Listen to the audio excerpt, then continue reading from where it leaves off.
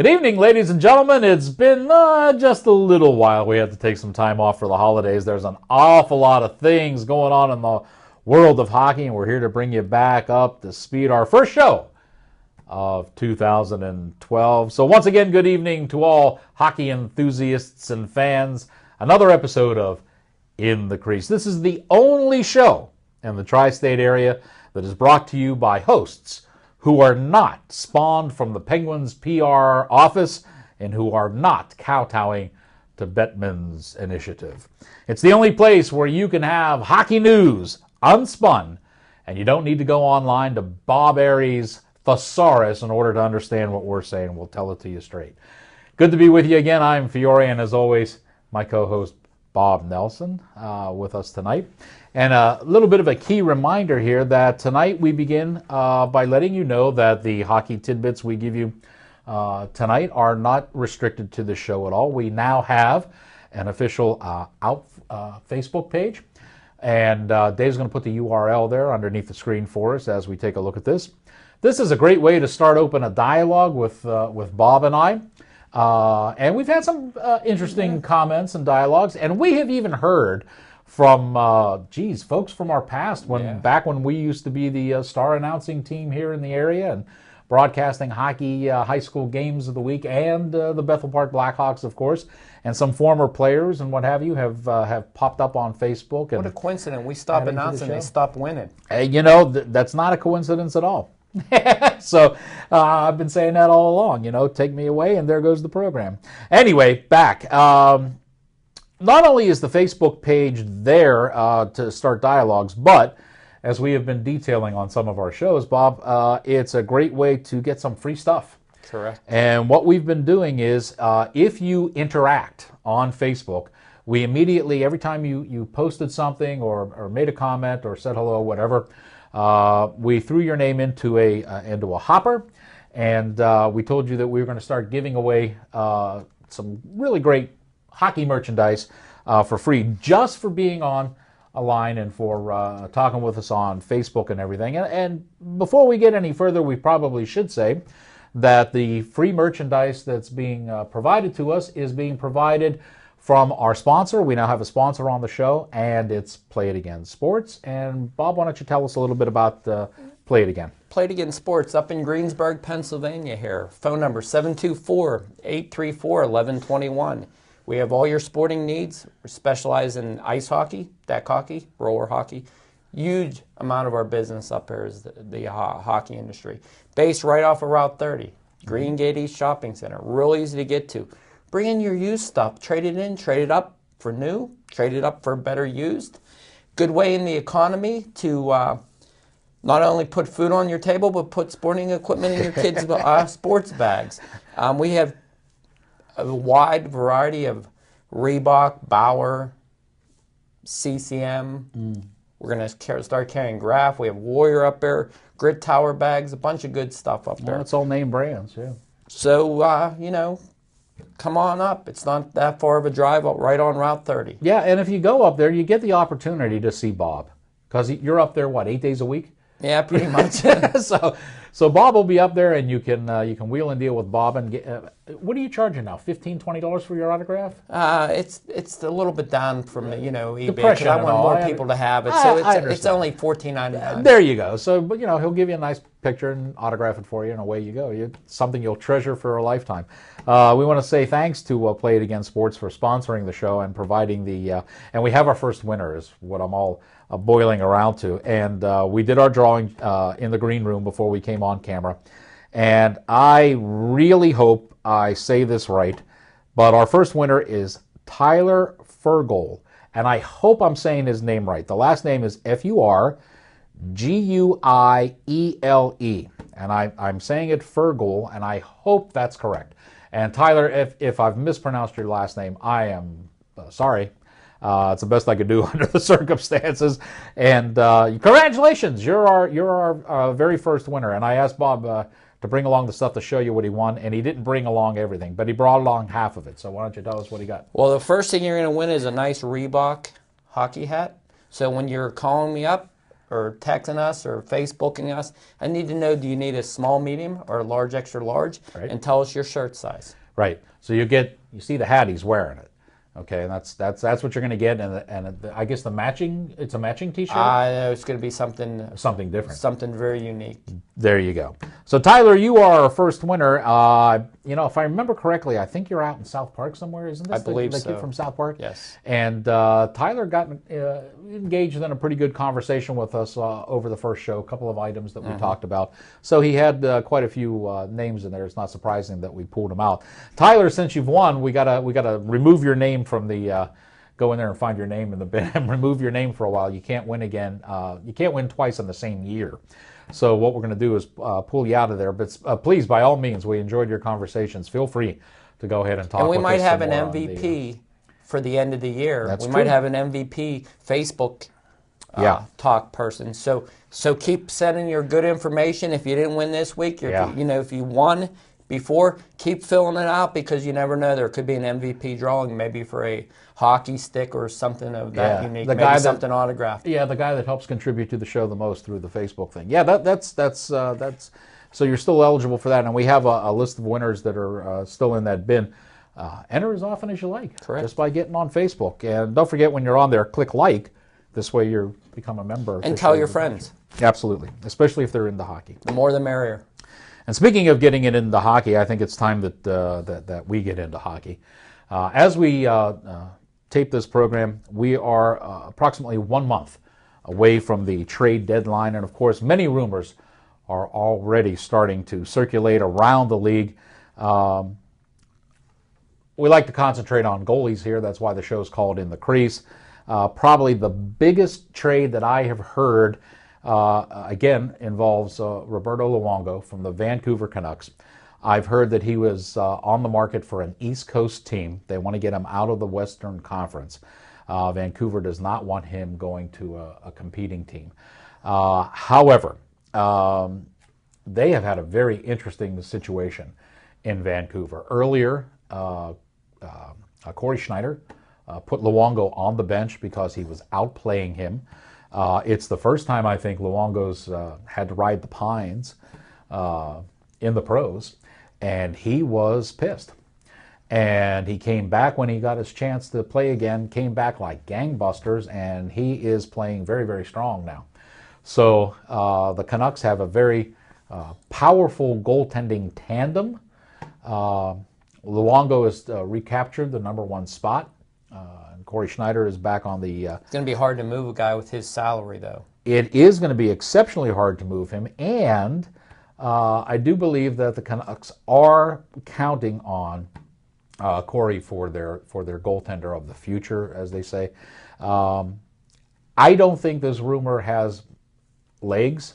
Yeah, me either. I think it's very incredible. I think they did it to light a fire underneath Roberto's backside. I think it worked, but it is still out there, and it's still being persistent, and that's one of the reasons I mentioned it. Bob, what have you heard? Well, the biggest trade rumor I heard is going to base on how healthy Sidney Crosby is, because I heard there's a rumor that Mr. Teemu Selanne could be looking to come to Pittsburgh.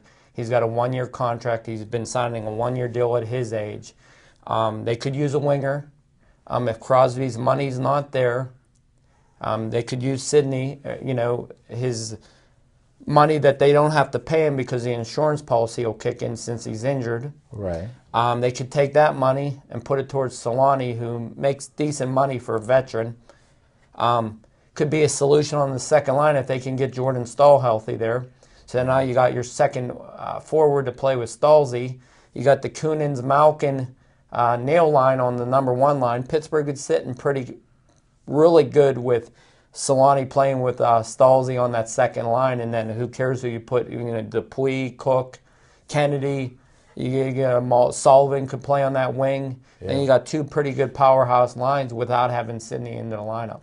Well, you're not saying that they would trade Sidney for... No, I'm saying if he's going to be on the IR for the rest of the season, if there's no chance of him coming back playing this year. I see. I would say then they have enough under the cap to make a move like this. But wouldn't they have to give up somebody to get No, because he's on a 1-year contract, so probably the best you're going to give up Anaheim is they're probably going to look for a number 2, 3, maybe even a 4th round pick overall, maybe a minor league prospect. Maybe a Tangradi might go back to Anaheim or something like that. But Anaheim's looking, when you're under that 1-year rebuilding contract, they'll remember Anaheim's out of it. They're going to be looking to trade some salary and get some high draft picks out of it. Solani's not going to, get a 1 or 2, maybe not even a third round pick because he is old. He's on a 1-year contract. At the end of the year, he's done. He can retire. He could go sign with whoever he wants. So you're not going to give up a lot for a guy like that. He's a 1-year wonder, just like, when they signed Bill Gehring here and they made the trade for Gehring and all that. He was on a 1-year contract. Yeah. Well, it's the same way Solani is. You can get, good guy for the playoff run, but since you got to pull the trigger so early because it's in February, you got to make some trades. If they're going to have to make a decision, is Sid coming back or isn't he coming back? Because if he is coming back, you're not going to be able to make too many trades because the salary caps, you're right up against it. Yeah. And that's where a lot of teams have a problem with it. Montreal was thinking about possibly moving even Carey Price there at one point because he's had some issues. That's why they moved Camilleri so quick. He had a same type of disagreement with management as member Patrick Wall when he went behind the bench. So there's some rumbling. Camilleri and Carey Price are very close friends. I believe at one point, I don't know if this is still true, but I thought Carey Price's sister was either dating or married to Camilleri at one point in Camilleri's career. So when there's one of your buddies going, there's a rumbling. And Randy Cunningworth's under a lot of heat right now because he's not French-Canadian. The media hates him up there because he doesn't do interviews in Quebec, the language French. Sure.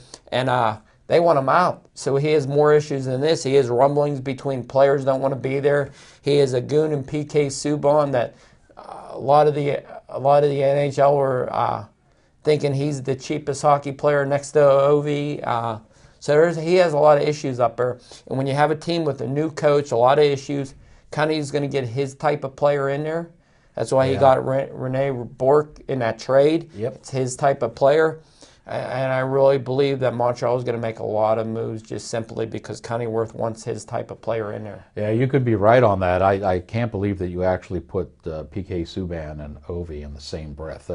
That's like day and night. They're not even close to each other. I think Subban is probably one of the worst players in the league. Yeah, but Ovi continues to take these charging penalties. Oh yeah, and he was suspended for 3 games and everything. But he's still as cheap as they come. For as much talent as this guy has, he doesn't need to play that way. No, I think he plays that way.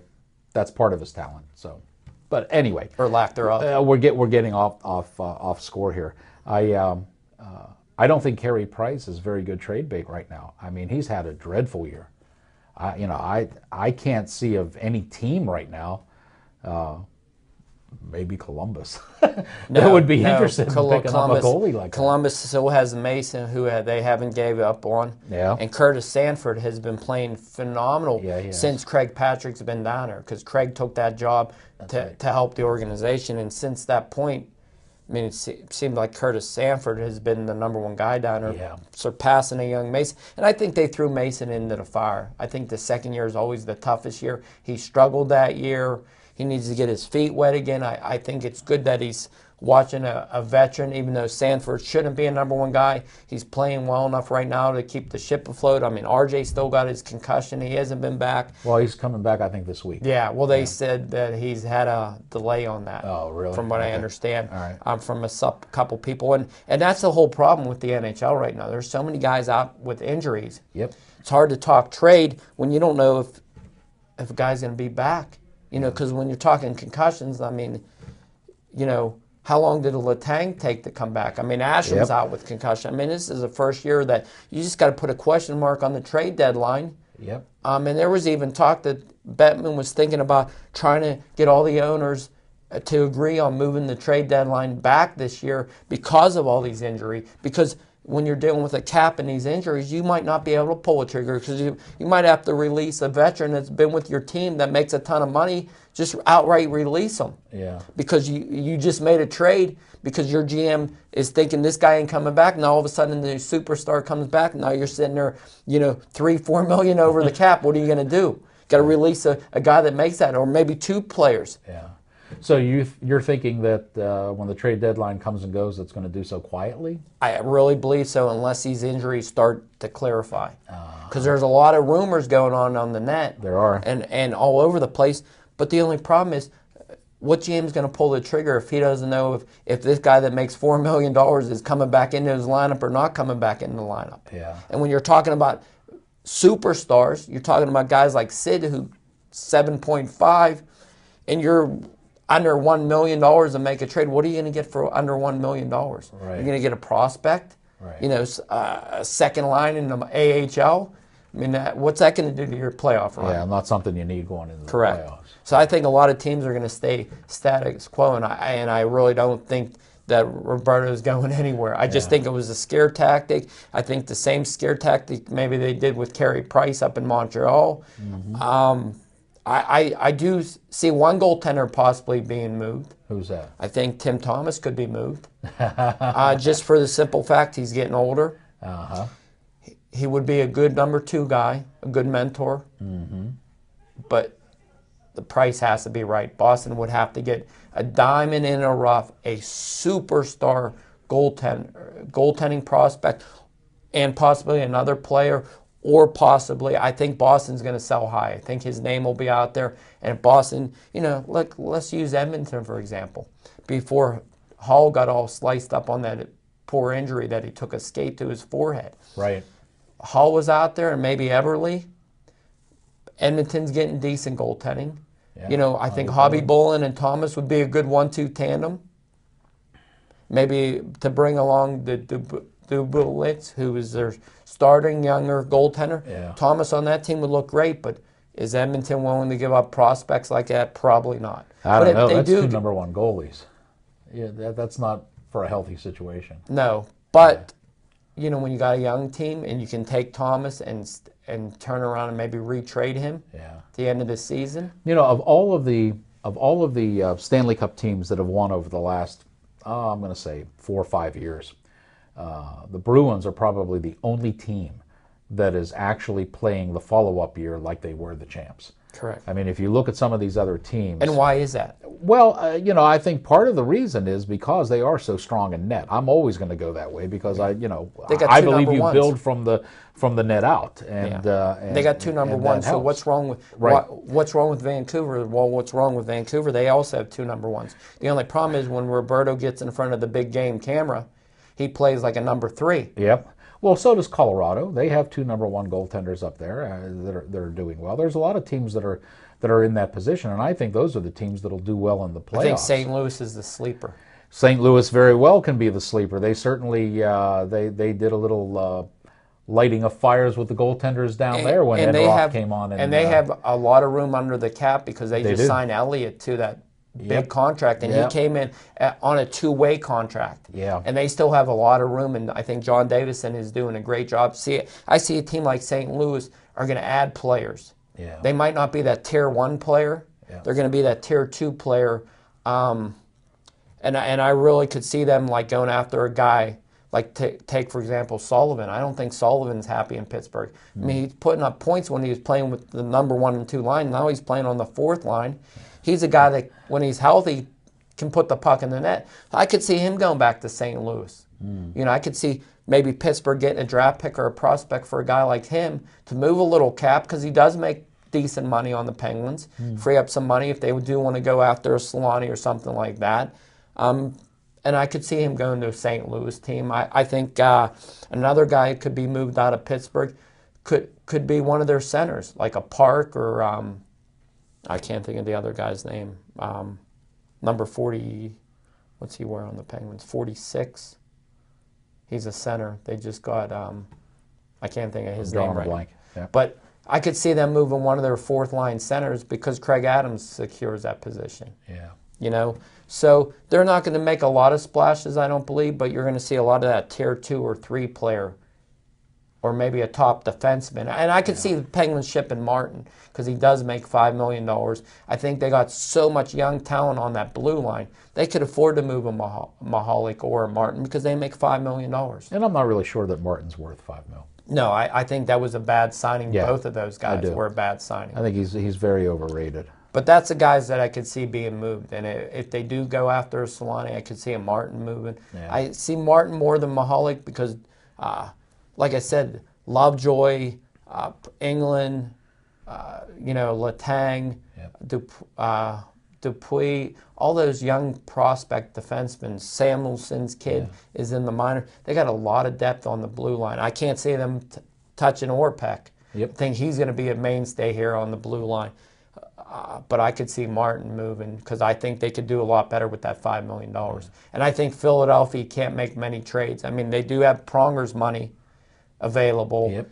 But they still have a lot of money tied up in Briskalov, and he's playing like a number 2. And I think that's going to really hold them, and they're waiting to see how healthy Briere and Van Riemsdyk gets. Yeah. And another thing, while we're talking about the Pens, and we've kind of gone into them, we posted up on the Facebook site a notice a little while ago that our good old friend Joe Starkey came out with this piece in the newspaper. Why this guy is covering hockey, I have no idea. He should go watch hockey in Europe. He wants all that Does he even finesse. watch hockey? I don't know.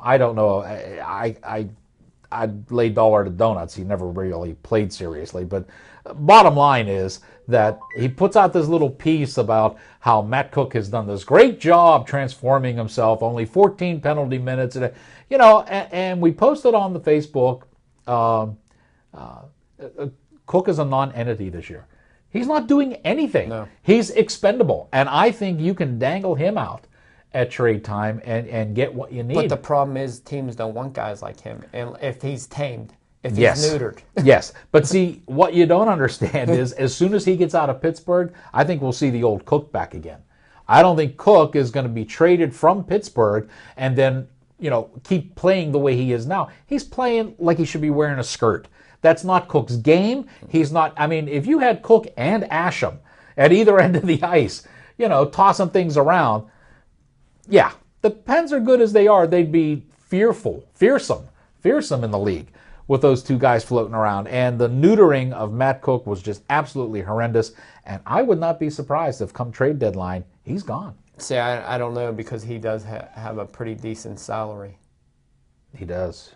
and that's going to be hard to move. But if you have a GM saying, can you go back and play your role? Because I think Cooke wants to play his old way, too. I agree. I don't think he likes You've this. seen 1 or 2 games where he's got out of control. Oh, yeah. And then the minute he's got out of control, his ice time minutes started getting cut back. Yep. And I personally think, and this might come, because I'm not obviously a Penguin fan, but I think Baussman, as a coach, I think he's lost his edge.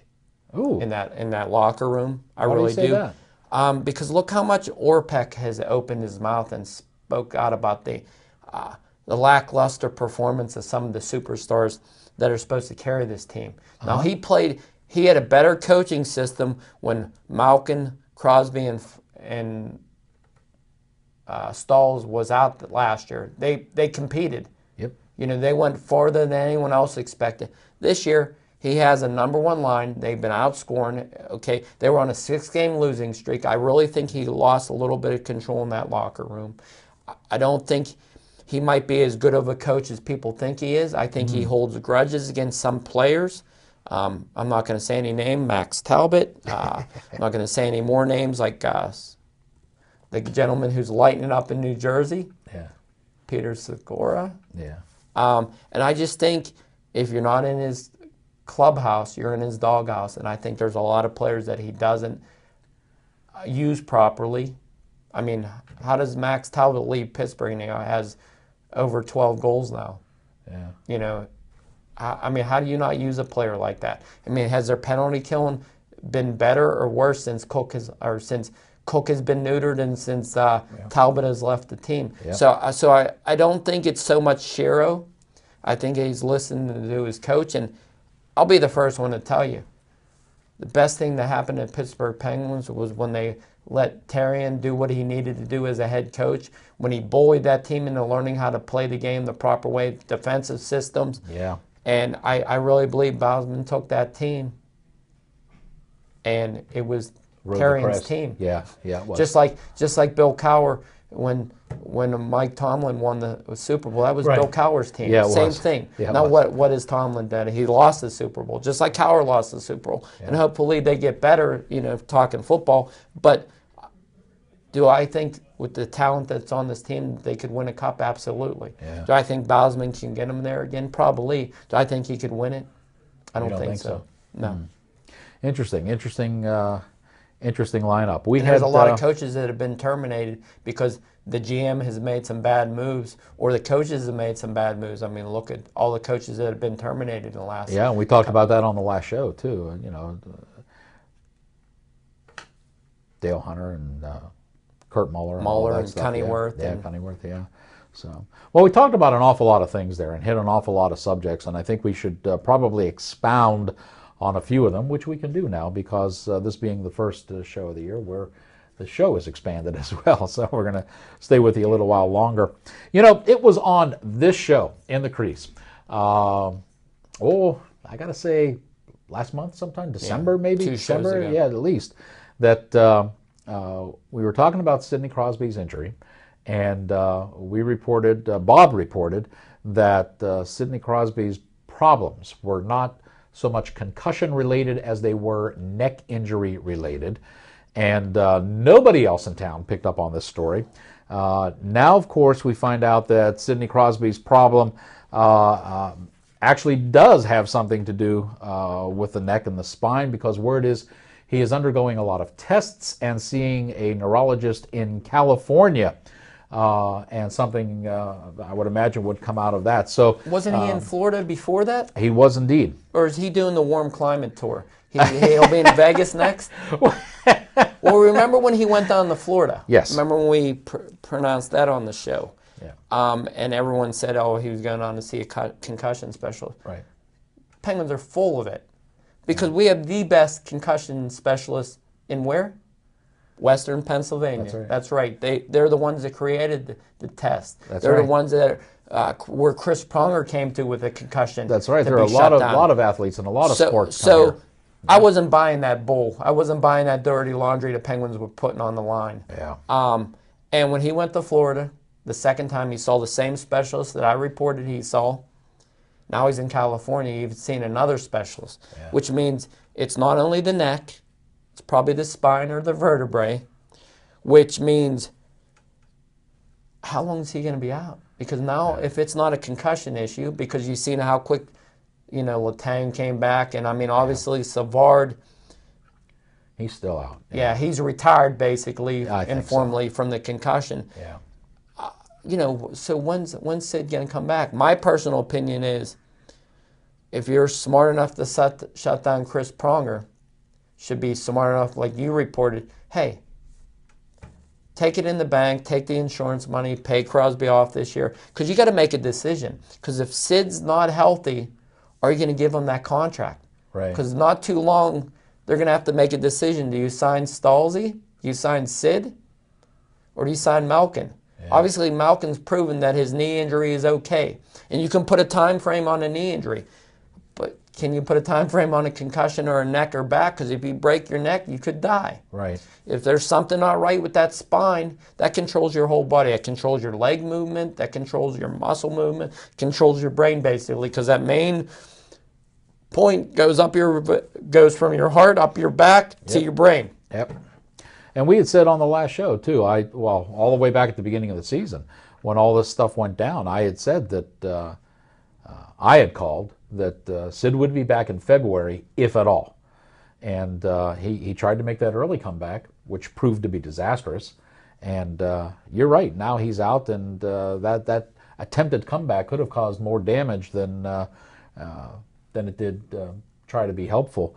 Because if you're not right, you're not right. Right. And there's no time frame on your life. Just like I'll use another athlete to another sport. Ryan Clark, he has his sickle cell. Yeah. Couldn't play in Denver for the big playoff game. Yeah. I mean, are you going to jeopardize your life? I mean, this is not a game now. This is a life-threatening injury here. Yeah. And you want to have better quality life when you walk away from any sport. Right. Sid needs to step up, and really he could be helping this team by stepping up and saying, you know what, until I'm 100% right, I'm going to take this whole year off. Come out and announce it. Yep. And I know one reason they don't want to do it because they want teams to prepare for Sid. Yeah. But obviously, if you're not even skating, all he's doing right now is hurting his team because they need to move on without Sid this year. I really believe that's the best forecast for the team. They're going to be able to make a trade. They're going to be able to push without Sid because you're waiting for Sid. All these players are waiting for Sid. Yep. That kills that whole locker room thing. Yeah. And I really think it puts handcuffs on Scherer to make a good trade going into the trade because he's got blinders on. He's only hearing what the doctor's telling him. And now when Sid's going off here, seeing these specialists, how much is he going back to the team? Because the team's not responsible. He doesn't have to tell the team anything. Yeah. They're not seeing the team doctors now. He can go on and see whoever he wants. He doesn't have to report that back to the team. Now the Penguins are lights out. They don't know what's going on with them. Yeah. And that hit he took in the Outdoor Classic was just, I mean, wow. That was mishandled by the Penguins organization because there's no way massive. he should have went back out onto that ice. Yeah, it was massive. And the follow-up hit, which wasn't nearly as bad, I think just acerbated. Put it over the top. Yeah, absolutely.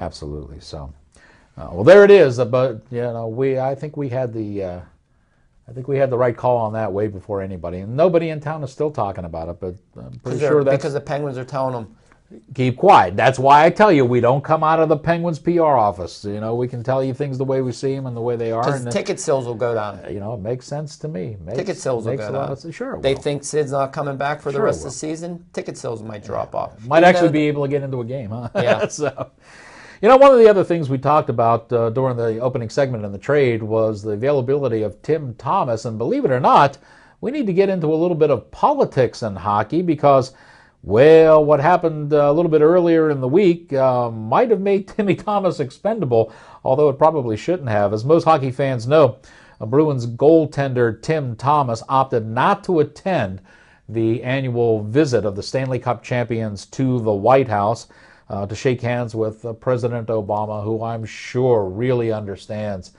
offsides and icing and all that other good stuff that goes along with it. You say that like you have a problem with him not showing up. Well, you know, I support Tim Thomas, I got to tell you. I think he went about this in a very classy manner. There are some people, I don't have to name names, you folks know who they are, celebrities and athletes in the past who have made statements, and boy, they have just done it so back-assward that, you know, you sit there and scratch your head and say, oh my God, you know, why'd you even open your mouth up? Tim Thomas decided not to go, felt that he would be uncomfortable there. Can't say I blame him. I think if I was in his shoes, I wouldn't go either. Nothing has come out of the White House in the last 3 years that I would want to sit and shake anybody's hand over. But it depends. I might go, what are they serving for lunch? Well, that's true, too. Free food is always good on my agenda. He put out a very brief message and basically said, here's why I'm not going, and that's all I'm saying about it. It's a dead issue. Well, I got news. I think it was going to be a dead issue anyway because I think Timmy not going to this thing probably made Gary Bettman go into spasms. This story has been killed. I mean, literally killed. The day after it happened, the local daily newspaper put a little blur about this big in there about him not going and little sections of his statement, and that was it. Mike Milbury. You know, Mike Milbury, I used to enjoy listening to him. Him and Jeremy Roenick were probably the only guys coming close enough that if Bob and I decided to take a vacation, they could sit here and carry on the tradition of giving you, you know, all kind of. Mike Milbury has turned into the biggest wuss announcer I have ever seen. He went 180 degrees on his approach toward, you know, the hard-hitting game and fighting in the game.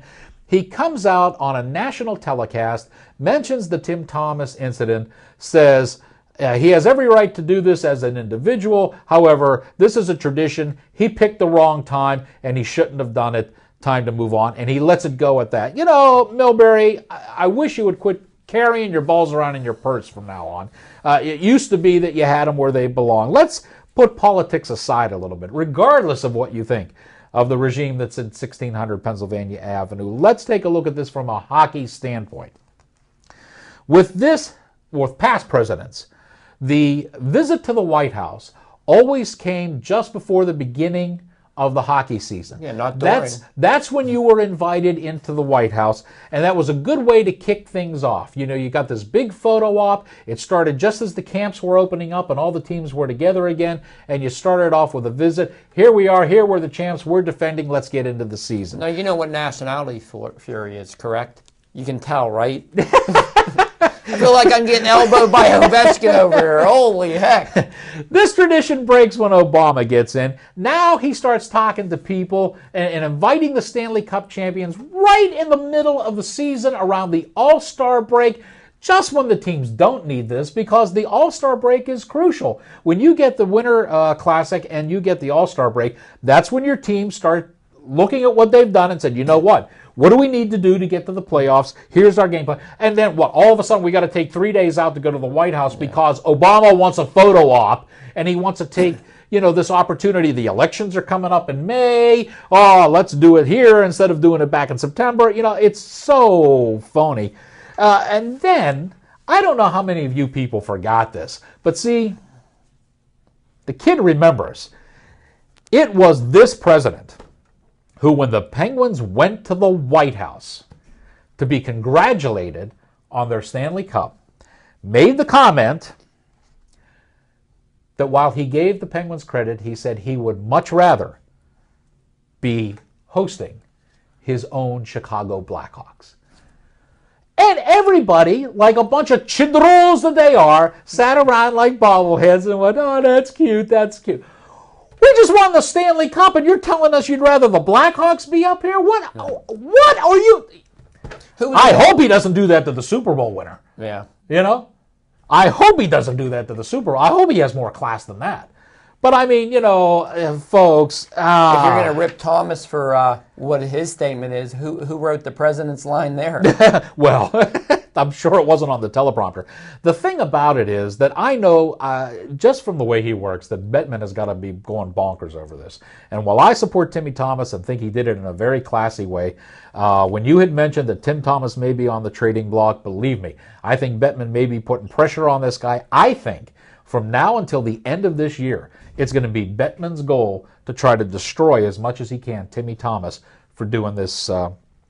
Here's the funny thing. Did you see Bettman's new show that he has on the NHL Network or on the? You know, I'm sure I would just line up to watch Woo! That. You got to watch it because Okay. if you want to hear of just feeding me the grape Kool-Aid segment, you got to watch that show because you'll get a laugh. It's better than watching the Comedy Channel. Yeah. Because he knows very little about the game. He does. He's saying this, and that. I was even thinking if they had callers just to call in to propose this, because I think this would be better than having the Winter Classic anymore. Because I think the Winter Classic is getting stale because it's the same teams every other year playing in it. Okay, I believe let's have, instead of having the Winter Classic two teams, let's have the All-Star game outside. Let's have the AHL, NHL All-Star game, as well as the Hero game. Some of those heroes might freeze. And they play alumni game. It was pretty interesting. Yeah, it was. Have an All-Star game alumni game, okay? Yeah. Have the city alumni game. So say you're playing in Pittsburgh for the All-Star game, and only do it in the cold climates. Yeah. You'd have to, yeah. You know, and then have your AHL and NHL All-Star game. Same weekend. Saturday, Sunday. Have the Friday night game. Yeah. Have the AHL All-Star. Yeah. Saturday. And the skills. And the skills, yeah, okay. absolutely. Saturday, have the Heroes All-Star game, and then the team that they're hosting. Okay. Say if it's in Pittsburgh, have the Pittsburgh celebrity team, the Penguins, all the former Penguins, play the Heroes All-Star game for that. Yeah, that works. Okay, and then also bring back some of the AHL All-Stars that play in their game against whatever charity team. Sure. Okay, That makes sense. Don't film that though. Yeah. But sell tickets as one package. And then on Sunday, have your NHL All-Star game. Yeah. Okay, and then. Well, I thought there was actually a plan to have the Winter Classic replace the All-Star game. Has that been scrapped, do you know? Yes, because the All-Star game makes money, the Winter Classic makes money. Yeah. Gary Bettman's all about making money. Sure. He's not all about anything else but that. Yeah. But that way, if you have this, I think more players would want to go to the All-Star game, Yeah.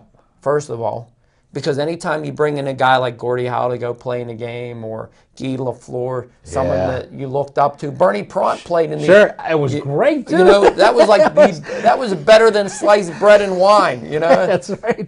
that's better than meeting the Pope when you get him out there for 5 minutes. 66-year-old guy gets in the goalie gear, the And old makes school gear, saves. and And he when only the has MVP one eye. Yeah, and the MVP of the game. Right. Yeah, So that's what I think they need to reinvent hockey. Yeah. You know, Not make it a it's big not bad weekend. thing. And And you know, even to get off of a tangent again, and I've got to say this because I'm wearing my Atlanta Thrasher jacket, and right behind me are the new Atlanta Thrashers, the Winnipeg Jets.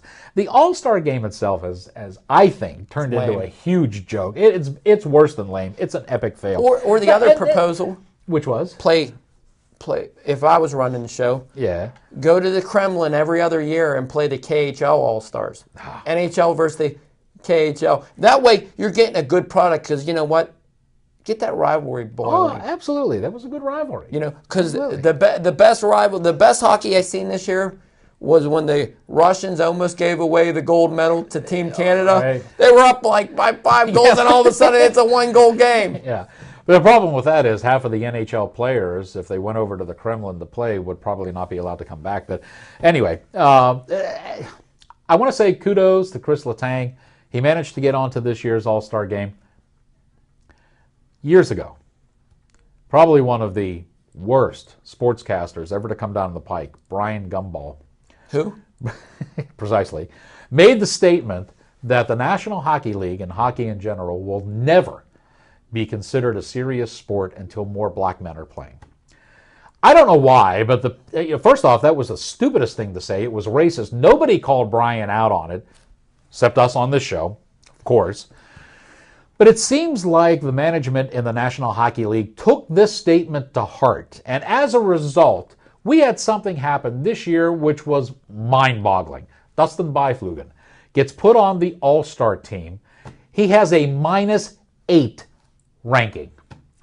Can somebody please explain to me how you have a -8 ranking and make the All-Star game? Because they Did have to pick Letang- one. They have to pick one guy from each team. They have to make sure that they're EOE. What are you talking about? You mean to tell me the entire Winnipeg Jets, the best they have to offer is a -8 rating player? They could have took Wayne Simmons. He has a better plus minus, and he has more points. 4 goals as well. I was, and now he is hurt. Dustin's Letang hurt. replaced him. So Letang comes in. Let me ask you straight out, folks. You're building a team. You're going to pick Dustin. You're going to pick Chris Letang. End of the story. You know, it just, oh, God. I wouldn't pick either one of them. Man. Well, but if you had a choice between those two, where are you going to go? I just want to know one thing. What's that? Why ain't Neil on that team? Who? Hey, good question. Good question. Doesn't he have more goals this year than he ever did with the Stars? I thought so. Yeah, he's him and Malkin should be the representative of the Penguins. I mean, what's up with that? Wow. That's what I say. It's turning into How a many joke. Ottawa It's like, you Senators know, got to be on the roster? That's what I want to know. Who's voting for this? probably some French Canadian guys. I bet. Sitting on the computer. See Bing, how- bing, see bing, this bing. guy. And we talked last show too. We talked last show about, how some of these games were turning into fiascos. They were called so badly. We said it last season. I got to say this again. We're the only guys that are ahead of this. We're on the total bleeding edge here of hockey news. We said that it was quite apparent that the Zebras were trying to control the outcome of games in order to make them appear more competitive. Certainly, folks, there have been lopsided games this year. By lopsided, I mean a team wins by 3 goals or more.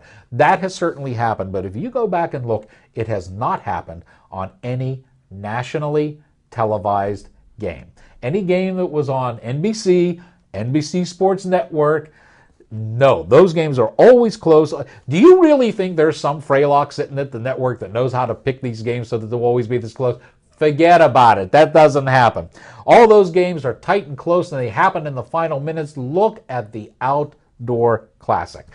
Good Only Lord. shot? The last 5 minutes of that game, it could not have been scripted by Vince McMahon any better. than the last 5 Well, they minutes of wanted that it going to overtime to go into a You think shootout. so? You think they were pushing for that?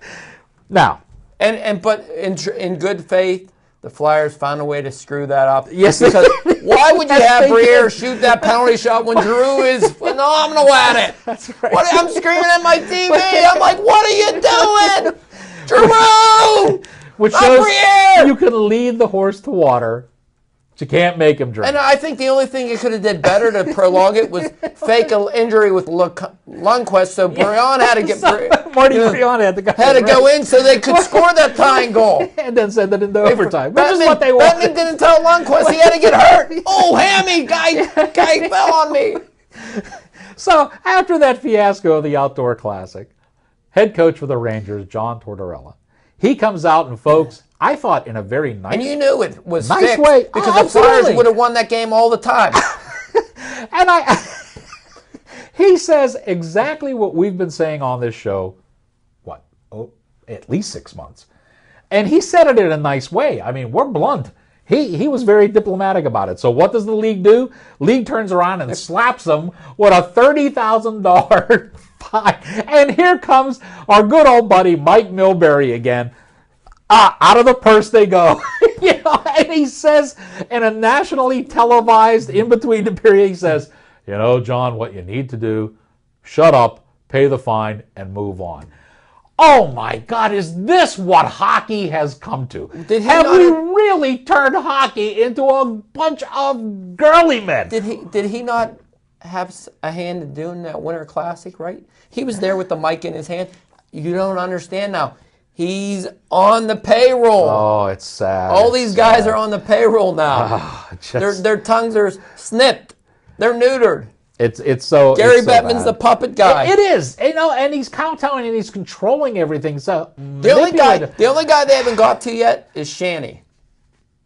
Yeah, well, 'Cause, I mean, and I think for a long part, Jeremy Roenick's hanging in there as long as he can. But I think they're going to kowtow him eventually too. Why do you think they told Recchi to come down and help with the All-Star game? That's right. You 'Cause know, I think they're going to games start. he's not on now. Yes. I mean, Roenick used to be every week. You'd see him there. The only guy they can't shut up is Don Cherry. Because he does the CBC, bro. That's right, and he's on the Canadian broadcast. As soon as he comes down from the Great White North, Bettman will be in his pocket too.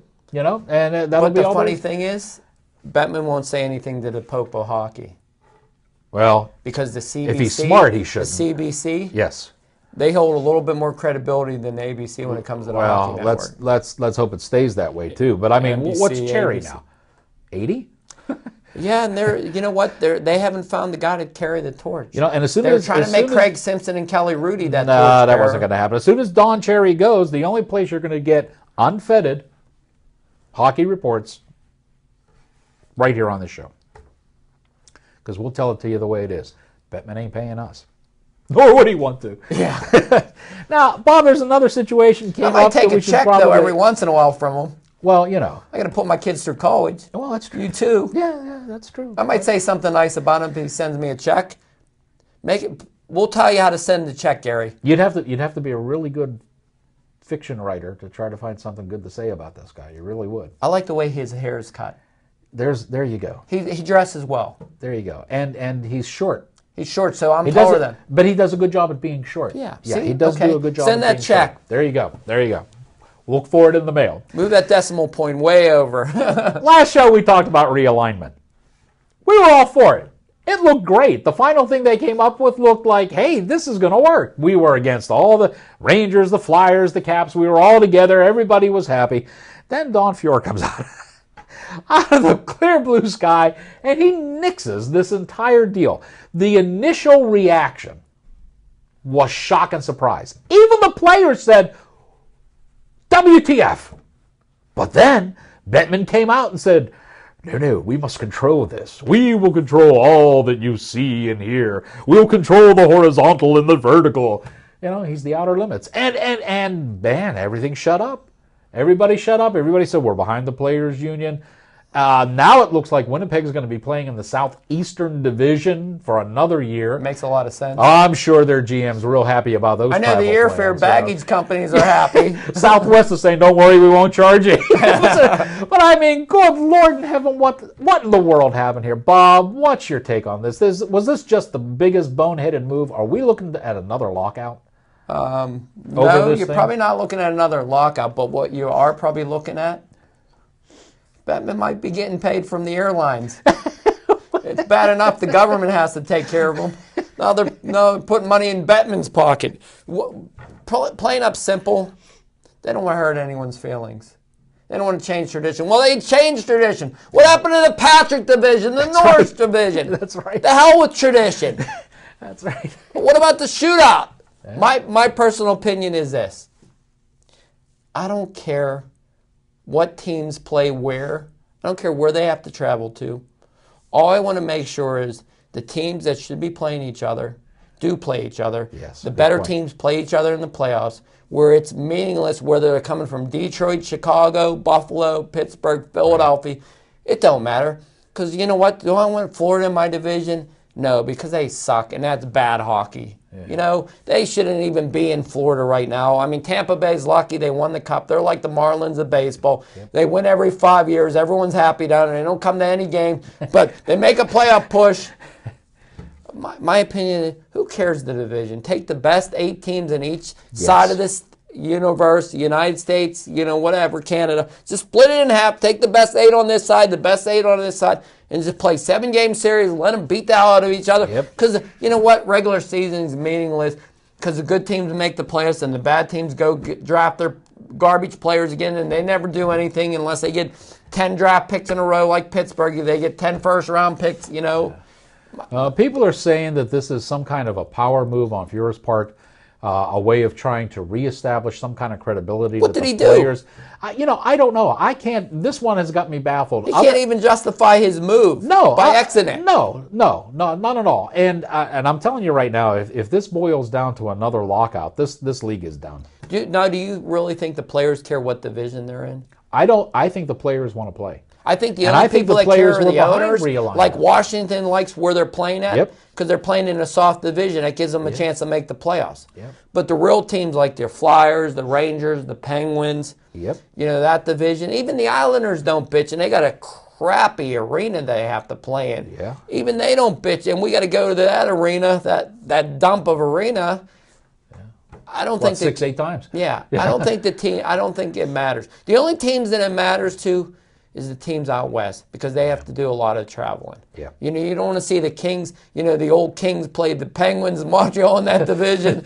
You probably don't want to see that. They're the only teams that might complain about the realignment. And they should complain because they got to travel the most. That's why when Anaheim won the Cup, that's why it was so good for them to win the Cup because they got to travel the furthest.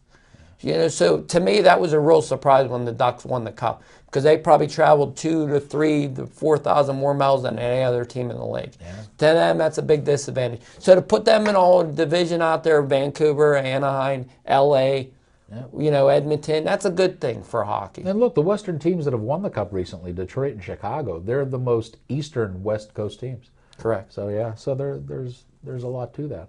But I just think this was a total boneheaded move. I don't see where this is going. Now, they say there's no way in hell that the realignment can happen for next season. I can't understand why. No, because they have to have all the reservations now. Yeah, and I just think that's... Because the schedule's already been pretty much done. Done, yeah. It's in Gary Bettman's blood. Bad news. Hey, on In the Crease. We always like to take a little segment where we tell you about who we think is going to be hot. And before we run out of time today, that would be the thing that would be the segment we want to get to. Who's hot in the crease on In the Crease? I got to tell you right now that I've been saying it all along. Bob backed me up on this, that goaltenders, the way the game's being played now, goaltenders would have to start reverting back to the ways that Ronnie Hextall and Billy Smith played the game, because there were just too many liberties being taken And you with say them. that like it's a bad thing. I say it like it's a great thing. I couldn't wait for it to happen more. I happened to be watching the Detroit Red Wings play the St. Louis Blues the other day, and sure enough, they ran Jimmy Howard. And we talked about Ryan Miller last time and Timmy Thomas last time. Hey, we can add Jimmy Howard to that list. He just went ballistic when this guy ran him. Stood up, blocker pad, kaboom! Everything was going. Oh, it was a great melee. It was great. It was old-time hockey. It was fantastic to watch. Kudos to Jimmy Howard, who, by the way, is playing fantastic hockey. I know he's on a good team up in Detroit. Detroit never puts slubs out on the ice, but he has just been playing exceptionally well. I think he's one of the guys you need to watch out for. I think two other guys that are coming on really strong are J.S. Gigi for the Colorado Avalanche has really picked up his game, and Yaroslav Halak for the St. Louis Blues felt a little pressure, I think, and he has stepped up his game since he came back. He looks good. The other guy that I think is really interesting is Evgeny Nabokov for the Islanders. This is going to be a surprise to all you hockey fans, but Rick DiPietro is injured again and on the IR. And is he coming back this year, or is he done? He doesn't know. Yeah, I think he's done. So he signed a 15-year contract, and I think I want his agent. if he actually plays 2 years out of that 15, we might be lucky. We might be lucky. So he's out again. Free money. Yeah, a lot of stuff. El Montoya is coming up kind of slow. Most of the stuff has fallen on Nabokov. He was injured and went out for a while. Now he's back. They had the largest like goalie crazy. in the league play. That kid that's over 6. Oh yeah, 6'9". But he didn't stay up long. No. He had a cup of coffee here. Yeah, a cup of coffee, and we went. Well, he'll brag about it though. Tell his grandkids. But anyway, Nabby's been playing well. Nabby is on a 1-year contract. Yes. This is it. He wanted to go to Detroit. Remember, He Detroit? does badly want to go to Detroit, and it's interesting to see how well he's playing now. I mean, he's actually making it so that when you play the New York Islanders, it's not a night off on the schedule. You actually have to go out and try to win a game. So the question is Nabby doing this to raise his stock because he wants to go somewhere next year and he's hoping for an offer? Could they move him during the trade deadline because the Islanders would they trade him before the trade deadline? I think a lot of that depends on if DiPietro is scheduled to come back. But I mean, he said it with that a straight just sounds face. funny. Oh, Raycroft, down and out. Ruined goalie. Down goes Raycroft. Down goes Raycroft.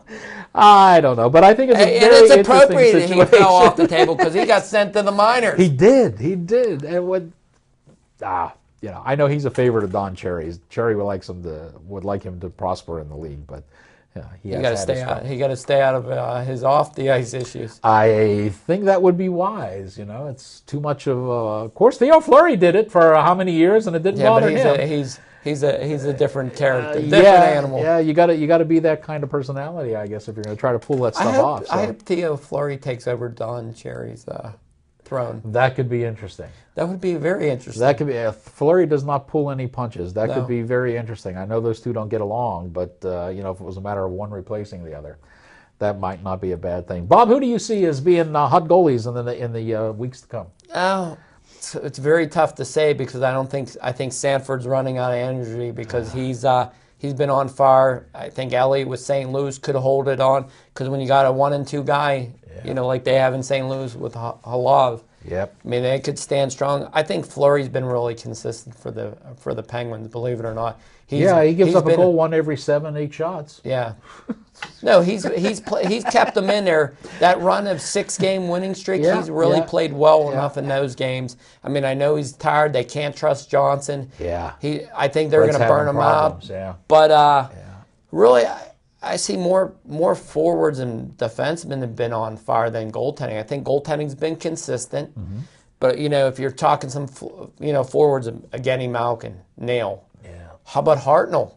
Yeah. How about Max Talbot? Yeah. These guys have been good. How about Chris Letang since coming back from his injury? Yeah. I mean, these guys have been phenomenal. I mean, Malkin was like middle of the pack, and all of a sudden he's leading the league in scoring again. Yeah. I mean, there's just some guys in our conference that we've been watching that has just been on fire as forwards, and I really think, goaltending has been really consistent.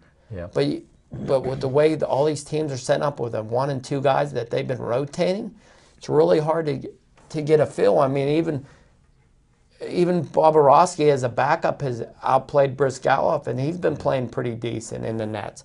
So, I mean, if you had to put your finger on one or two guys, I think the guys you mentioned have been really consistent.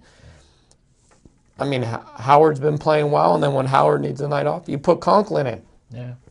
And it's kind of like you don't miss a beat because the backup goalies in the league, some of these guys should be number ones. It's just a factor of playing behind. I mean, Tuukka Rask, another guy, he's been hot. But when you got Tim Thomas in front of you, it's hard. And Timmy's been playing exceptionally well. So, I mean, it's not just one or two guys in the league. It's a bunch of goalies that have been playing very consistent, if not outstanding. Yeah.